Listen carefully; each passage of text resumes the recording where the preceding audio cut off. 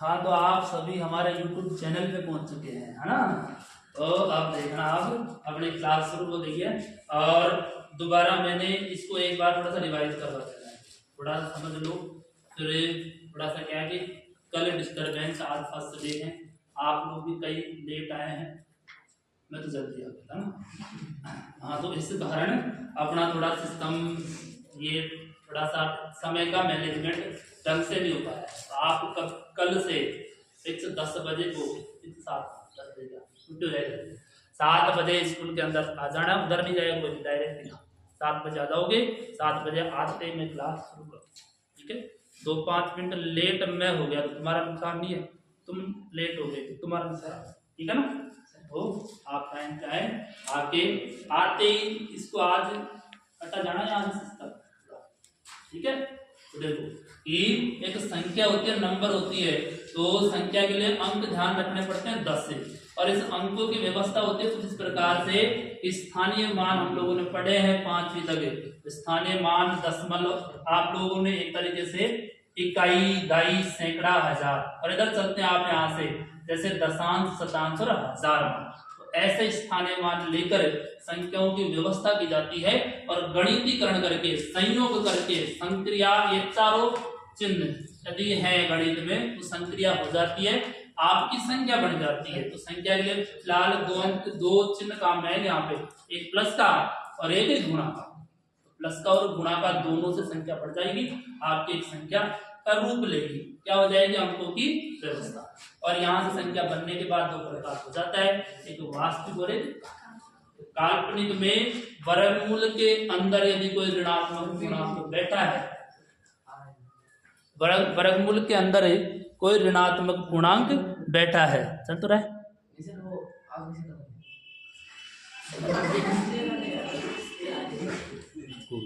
मतलब क्या कर रहे, अच्छा बोर्ड आना चाहिए ना, मेरे सकल कोई दिक्कत नहीं, आपको तो पढ़ाई से मतलब। हाँ, बाकी वो भी मैं भी दिखूँ ना, मैं यहाँ तक आ रहा हूँ, खोपड़ी नहीं आ रही है। चलो वो बढ़ा देते हैं, ये लो। कैसे क्या है कि आप लोग सही बैठोगे ना बेटा तो हो जाएगा भाई, बाकी ऐसे कैसे चलेगा, बाकी इधर उधर की भी आएगी आवाज़, कोई दिक्कत नहीं। हाँ, तो यहाँ से बेटा मैंने लिख दिया काल्पनिक, और काल्पनिक के बारे में बता दिया कि अंडर रूट के अंदर यदि कोई है तो वो आपको यहाँ से वर्गमूल, एक बार ठीक कर दिया, पीछे से कोई दिया, इसको थोड़ा सा है ना, दिखता नहीं है ना कभी, मेरे को तो कहती है कहाँ तक आ रहा। हाँ, आ जाओ, देखिए फटाफट इधर से थोड़ा सा इसको ऊपर घुमा देना ना, ऐसे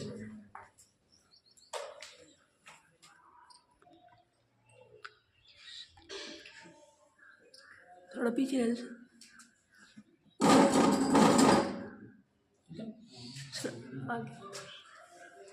इधर, मैं तो इधर ही आऊँगा सही, थोड़ा सा।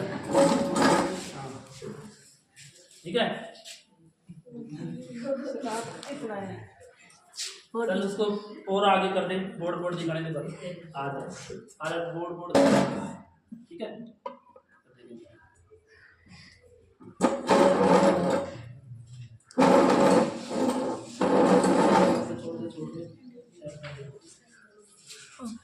हाँ, तो देखो यहाँ से काल्पनिक संख्या है, तो बेटा ये काल्पनिक संख्या हो गई। हमने पढ़ रहे हैं वास्तविक संख्या, और अब वास्तविक संख्या के बारे में आप लोगों मैंने 2 प्रकार बता दिए, एक तो क्या होता है पूर्णांक, और एक क्या होता है दशमलव, ठीक है। एक तो पूर्णांक होते हैं, दशमलव संख्या। देखो सबसे पहले पढ़ो आप पूर्णांक, और आज तमाम पूर्णांक की चर्चा करने वाले हैं। जितने भी आप पूर्णांक पढ़ोगे, ये पूर्णांक होता है जैसे इंटीजर नंबर, इसको या आई से लिख दो या जेड से लिख दो, दोनों जगह लिखा जाता है इसको, आई और जेड दोनों से लिखा जाता है इसको। आई से शुरुआत हो रहा है, तो यहाँ से देखो पूर्णांक, और पूर्णांक का आप लोगों ने अच्छे से पढ़ रखे हैं। ये पूर्णांक के प्रकार के बारे में चर्चा करें, यहाँ से पूर्णांक के प्रकार, इनके प्रकार, ये तमाम प्रकार होते हैं, गिनते गिनते हम यहाँ से तक जाएंगे। ऐसे देखो, जैसे आप पढ़ रहे हो सम पूर्णांक, एक सम संख्या भी क्या है पूर्णांक, सम संख्या पढ़ी है ना, पढ़ी है। तो विषम संख्या भी पूर्णांक है। विषम संख्या कहो, सम संख्या कहो, भाज्य संख्या कहो, अभाज्य संख्या कहो। भाज्य, कल आपको यथावत बोर्ड सब कुछ पहले आते ही उधर सेट कर देंगे अच्छे से व्यवस्था, भाई आज की तो डिस्टर्बेंस नहीं होगा, ठीक है ना। बोर्ड भी समय, सम संख्या, विषम संख्या, भाज्य संख्या, अभाज्य संख्या। अब एक और बोलो, देखो बताओ तुम लोगों ने पढ़ी, प्राकृत संख्या, पूर्ण संख्या, परिमेय संख्या, बिल्कुल। प्राकृत संख्या हो गई, पूर्ण संख्या हो गई, परिमेय संख्या हो गई, और अपरिमेय कौन बोलेगा? अपरिमेय होती है किसके अंदर? नहीं होती, ध्यान रखना, अपरिमेय इसके अंदर नहीं है, ठीक है। अपरिमेय संख्या वास्तविक होती है आपकी, और वो आपकी किस में आ जाएगी? दशमलव। किस में आ सकती है? दशमलव। उधर भी रूप बताएंगे अपरिमेय संख्या, अंडर रूट। जैसे 5 है, ये अंडर रूट 5 को हम कहोगे, आप कैसे कहोगे? अशांत अनावर्ती दशमलव, ये इसमें आ जाएगी, क्योंकि इसका जो मान है ना 2.236, आगे अंत नहीं है, ठीक है। इसका मतलब ये अशांत अनावर्ती दशमलव संख्या, ये आपकी अपरिमेय संख्या का रूप बढ़ जाती है। अपरिमेय संख्या अलग से लिखा, तो यहां से प्राकृत संख्या, पूर्ण संख्या, परिमेय संख्या। और बोलो देखें किसके दिमाग में आ रहा है? यही पढ़िए हमने, पढ़िए ना, ये सब संख्याएं पढ़िए। तो जैसे अब छोटी छोटी इनकी चर्चा कर ले, सबको वैसे जानकारी हासिल है कि पहले तो आप यहां से पढ़ो प्राकृत, ये पूर्णांक की पढ़ लो। पूर्णांक को किस रूप में दर्शाओगे? ऐसे जैसे कि पूर्णांक आपके बेटा माइनस में भी होते हैं और प्लस में भी होते हैं, और साथ में क्या होता है? जीरो। इसको जैसे इसे आई से लिखोगे, चलो यहां से माइनस में एक रेखा होती है, ये रेखा, इस रेखा पर यदि अंक दर्शाएं तो हम लोगों ने शुरुआत में बीचों बीच में क्या लिखा होगा? पहले जीरो, उधर मान किस में लिखे होंगे? प्लस में, इधर मान किस में लिखे होंगे? माइनस। तो यहाँ पर जो अंक दर्शाए सब क्या है? इधर 1 2 3 ऐसे दर्शाया था, इधर अनंत तक, अंत नहीं है, रेखा का कोई अंत नहीं है, तो संख्याओं का भी अंत नहीं है। इस प्रकार से यहाँ पर माइनस में है, इस प्रकार से ये सब इधर माइनस में, उधर प्लस में, और साथ में जीरो, ये सब क्या है? पूर्णांक। तो यहाँ से ये लिख दिया माइनस इन्फिनिटी, अनंत भी कैसा? माइनस में। और यहां से ये आपका जैसे माइनस का 3, माइनस का 2, माइनस का 1 और 0। अब उसमें इधर दो प्लस, 1 2 3 4, और ये अब तुमसे पूछ रहे कि सबसे बड़ा धनात्मक पूर्णांक अनंत होगा, ठीक है, प्लस में होगा। सबसे छोटा ऋणात्मक पूर्णांक माइनस, ठीक है। सबसे बड़ा ऋणात्मक पूर्णांक -1, ठीक है। सबसे छोटा धनात्मक पूर्णांक 1, जीरो थोड़ी है, जीरो, ठीक है ना। तो यहाँ से 1 है, ये 0 सबसे आपका यहाँ से छोटा नहीं माना जाता है, कितना माना जाता है? 1 माना जाता है, क्योंकि 0 धनात्मक नहीं है। कोई सोचता है कि 0 को प्लस में कहूं मैं, कि 0 माइनस का भी और प्लस का भी, दोनों को एक खा जाता है 0, और क्या रहता है? 0 कोई प्लस का मान नहीं है, कोई माइनस का मान नहीं है। 0 प्लस और माइनस दोनों कोई मतलब इसमें बदल देता है 0। तो 0 ना तो प्लस का ना ही माइनस का, ठीक है। तो यहाँ से ये 2-3 बातें यहाँ से आप यहाँ से ही वैसे ही मालूम कर लेना, भाई बता दिया मैंने, और लिखवा भी देंगे। चलो आपका पहले तो पूर्णांक हो गए, फिर इसके बाद में चलो सम संख्या। सम के बारे में बताओ, कोई परिभाषा बताओ, देखिए सम संख्या ऐसी संख्या जिसकी इकाई के अंक में 2 का पूरा भाग। बिल्कुल, ऐसी संख्या जिसका इकाई का अंक 2 से पूर्णतः क्या हो जाए? विभाजित। 2 से पूर्णतः विभाजित हो जाए तो वो संख्या कौन सी कहलाती है? सम संख्या, केवल इकाई का अंक। या बेटा आप ऐसा भी कह सकते हैं, इकाई के स्थान पे 0 2 4 6 और 8 अंक आए तो कौन सी संख्या? सम।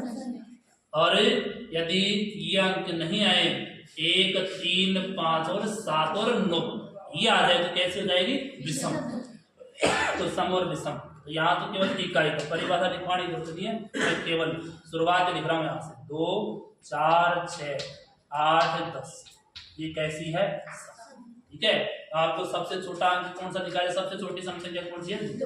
0 नहीं है, ठीक है ना। 0 सम और विषम दोनों ही।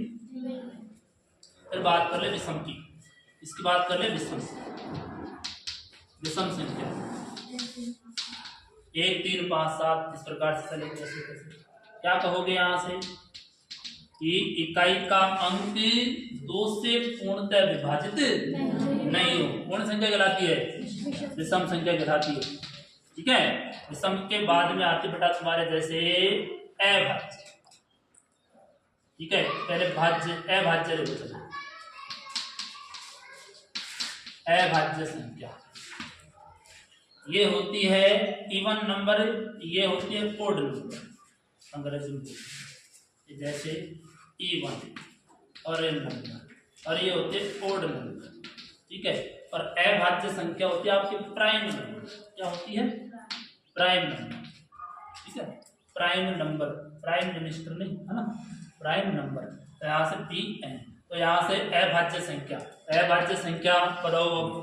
ऐसी संख्या जिसकी 2 गुणनखंड, केवल 2 गुणनखंड, केवल सब 2 गुण। केवल कितने गुणनखंड होने चाहिए? 2 से ज्यादा नहीं होने चाहिए। एक तो ऐसा है कि वो सबका ही गुणनखंड होता है। कोई सिर्फ संख्या लिखो तुम, ये लिख दिया 500, तो 500 का गुणनखंड 1 नहीं होगा क्या? होगा। 1 गुणा कितना करो? 500, कितना आएगा? 500। तो एक तो सबका गुणनखंड है, सबका फैक्टर है, इसका मतलब एक तो सबका होगा। इसके अलावा केवल कितना हो? 1 ही और हो। जैसे मैंने लिखा ये 5 लिखा, अब 5 का कितना लिख पाओगे? इससे ज्यादा कर पाओगे? नहीं। ये कौन संख्या है? अभाज्य। मैंने लिखा 2 को 1 गुणा 2 ही तो कर पाओगे। ये कौन संख्या है? अभाज्य संख्या। ऐसी संख्या जिसके केवल कितने गुणनखंड हो? 2, वो कौन संख्या कहलाती है? अभाज्य। यहाँ से ये अभाज्य संख्या हो गई। और यहाँ शुरुआत है कि सबसे छोटी अभाज्य संख्या कितनी है? 2। और एकमात्र सम अभाज्य संख्या कितनी है? सम भी है और अभाज्य भी है। तो सम भी है और बाकी सब कैसे मिलेगी? विषम। देख लो 3, 5, 7, 11, 13, 17, 19, 23, फिर 29, फिर 31, ऐसे कैसी है ये सब? अभाज्य। ठीक है। इनके फैक्टरिंग को तोड़ नहीं सकते और किसी में, एक के अलावा। 3 को लिखोगे 3 एकम 3, 11 को लिखोगे 11 एकम 11, 29 को लिखोगे 29 एकम 29। ठीक है ना। इस प्रकार की क्या संख्या है? अभाज्य संख्या। और दुनिया की एकमात्र समय अभाज्य संख्या कौन सी है? 2। आगे इतना समझ में। अब बात कर लो भाज्य संख्या। हटा दो आगे से, कौन सी? भाज्य संख्या। और भाज्य संख्या को अंग्रेजी में क्या कहते हैं? Complete number. इसको कंप्लीट नंबर बोला जाता है। अभी यहाँ पर केवल कितने गुणनखंड होने चाहिए? यहाँ परिभाषा बदल दो, बस इसी के अपोजिट कर दो। ऐसी संख्या जिसके 2 या 2 से अधिक क्या हो? गुणनखंड। 2 भी हो सकते हैं और 2 से अधिक भी हो सकते हैं। ठीक है। ऐसी संख्या जिसके 2 या 2 से अधिक गुणनखंड हो वो कौन संख्या कहलाती है? भाज्य। ठीक है। तो भाज्य हुआ अपना। यहाँ से भाज्य, पहली सबसे छोटी भाज्य संख्या कितनी है? 4। शुरुआत किससे करोगे? 4।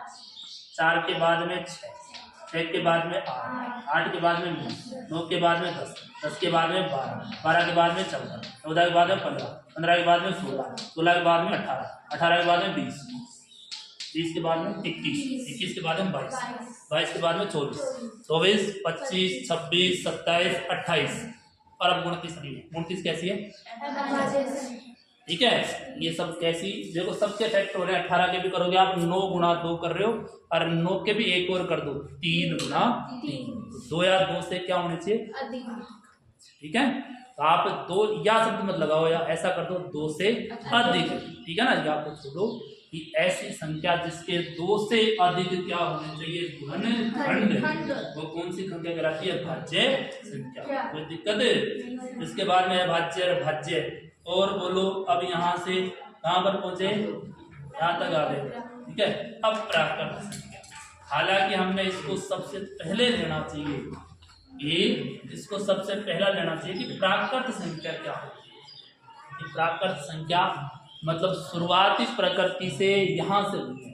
प्रकृति में हम जो वस्तुओं को काउंट करते हैं, वस्तुओं को गिनते हैं, तो जिन संख्याओं का प्रयोग करते हैं वो कौन संख्या कहलाती है, प्राकृत। मान लो तुम इतने बच्चे बैठे हो, है ना, तो इस क्लास में मैंने काउंट कर दिया ना, और मेरे से मिस्टेक हो गई, और जैसे मैंने लिख दिया ये 20√5 बच्चे बैठे हैं ना। कितने बच्चे बैठे हैं, 20√5, आगे 20√5, सही है क्या? ये √5 कितने बच्चे होते हैं मालूम है क्या? नहीं है ना। या तो 20 होंगे या 21 होंगे, या बेटा मैं मान लो कोई वस्तु ही नहीं है मेरे पास है, तो मैं ऐसा थोड़ी कहूंगा कि मेरे पास 0 वस्तु है। कहा था क्या आज तक किसी ने? नहीं। मतलब शुरुआत किससे होगी, 1 से होगी यहाँ से। तो ये नेचुरल नंबर प्राकृत संख्या, इसको किससे लिखोगे, n से। तो यहाँ से प्राकृत संख्या, और ये n होगी, तो बेटा यहाँ से मैंने कह दिया कि इसकी शुरुआत कर दो आप n लिखकर, और यहाँ से किससे, 1 से। 1 2 3 4 5 6, और बढ़ जाओ आगे और अनंत तक, ठीक है। तो ये सब कौन संख्या है, प्राकृत संख्या। और प्राकृत संख्या में यदि आप यहाँ से क्या शामिल कर दो, 0, तो कौन संख्या बढ़ जाती है, पूर्ण संख्या बढ़ जाती है। और इसको होल नंबर बोला जाता है, W से रिप्रेजेंट किया जाता है, इससे W से। तो यहाँ से ये W हो गया, और ये आपकी शुरुआत कहाँ से हो गई, 0 1 2 3 4, और ये भी कहाँ तक होगी, अनंत तक। तो इस प्रकार से ये आपकी संख्या हो गई पूर्ण तक। अब पढ़ते हैं जैसे परिमेय संख्या। तो परिमेय में आप लोगों ने 9th में पढ़ी, परिमेय को अच्छे से पढ़ेंगे। और परिमेय तुम्हारे किसमें है, पहला चैप्टर परिमेय और अपरिमेय का, ठीक है। और ये आएगा सिलेबस से, आया नहीं तो ये तो ऐसे कैसे, पहला चैप्टर तो यू का यू उठ के आएगा, ठीक है। बाकी कुछ बदलाव होता है तो हम देखते हैं, सिलेबस जल्दी आ जाता है, सिलेबस का पैटर्न, तो वो चैप्टर तुम्हारे पहले स्टार्ट होगा, ठीक है ना। तो जो सिलेबस आ गया देख लूँगा, छप गया होगा तो आ भी जाएगा सिलेबस से, और उसमें जो चैप्टर तुम्हारे है सिलेबस में उन्हीं को पढ़ते हैं।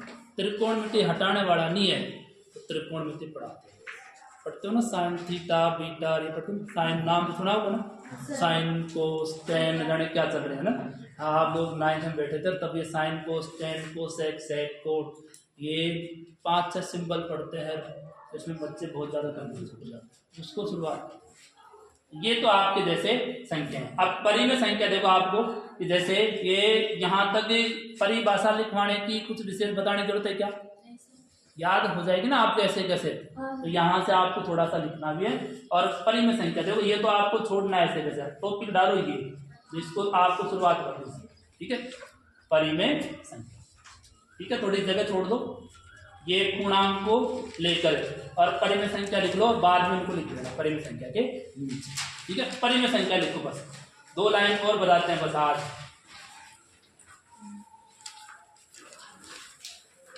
परिमेय संख्या,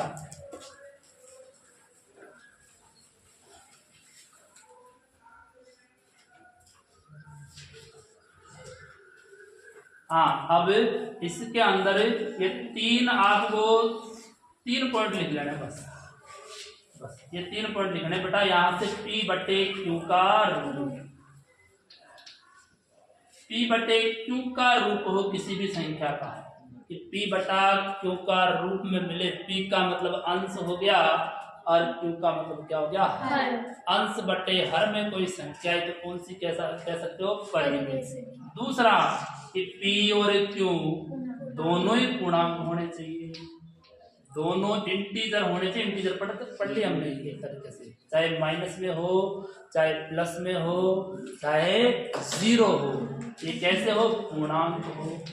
तीसरी शर्त है कि क्यों क्या नहीं होना चाहिए, जीरो नहीं, अर्थात क्यों नॉट इक्वल जीरो, कि हर में जीरो नहीं आए, कहाँ जीरो आ जाए, अंश, तो वो संख्या क्या होती है, परी। तो आराम से इसका उदाहरण खूब बता सकते हैं। जैसे मैंने ये लिख दिया, बोलो परी में है क्या, 5, बिल्कुल नीचे कितना रख सकते हैं, 1 रख सकते हैं। 5 में कोई बदलाव हुआ क्या, ये तो पी है, ये क्यू है, दोनों ही कैसे हैं, पूर्णांक, दोनों ही पूर्णांक में मिलेंगे अपन को। और साथ में कि हर में क्या जीरो है क्या, क्यू का मान कितना है, 1, इसका मतलब है ये आपकी कौन संख्या होगी, परी। अब बताओ ये परी में क्या, नहीं, ये परी में नहीं है, उसका भी जिक्र करेंगे आगे। और मैंने इसको उल्टा कर दूं, ऐसा लिख दूं 0/5, ये क्या परी में क्या, बोलो, अरे ब्रेक कैसे लग गया, बिल्कुल है। अरे 0 एक कैसी संख्या है, परी में संख्या, कि 0 को परी में नहीं कहोगे तो क्या है, परी में थोड़ी कहोगे। यहाँ सकता 0 परी में है, मैंने कहा कि p/q का रूप आ गया, p का मान कितना है 0, q का मान कितना है 5, फिर p और q दोनों ही क्या है, पूर्णांक, ये भी पूर्णांक रहा, ये भी पूर्णांक। फिर मैंने क्या कहा कि क्यों नॉट इक्वल जीरो, क्यों तो नहीं है ना जीरो, क्या जीरो है, इसका मतलब ये कैसे क्या होगी, तो बस हो गया बस 2 मिनट। हाँ, तो यहाँ से ये आपका यहाँ से टारगेट आज का, कि जैसे परी में संख्या तक पढ़ा है हम लोगों ने, और इसकी थोड़ी सी डेफिनेशन और लिखने का मतलब ऐसा है कि ऐसी संख्या जिसको p/q के रूप में लिखा जा सकता है, जहां p और q क्या हो, और q का मान क्या नहीं हो, जीरो, तो इसी को परिभाषा बना देते हैं। तो वो क्या कौन सी कहलाती है, परी में संख्या। तो इसके बाद में परी में पढ़ेंगे और दशमलव संख्या, कल इसको खत्म कर देंगे और इसमें आ जाएगा। ठीक है, आज के लिए इतना ही, आप इसके बाद उतार लो और फिर देखते हैं। ठीक है भाई।